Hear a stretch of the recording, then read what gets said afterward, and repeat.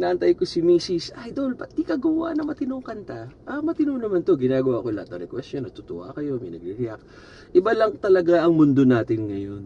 Yung mga seryoso, hindi na yan pinapansin. Kung gusto nyo seryoso, balik lang kayo 2 years bago ako sa Milk Tea. Nakikita nyo yung mga kapayapaan, nais ko, may mga big stars bang kasama doon. Diba?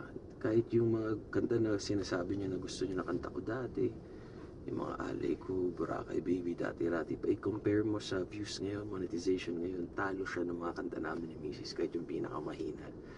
So ginagawa po namin to dahil kumikita kami. Kabuhayan to, trabaho namin to. Ayun yung ano namin.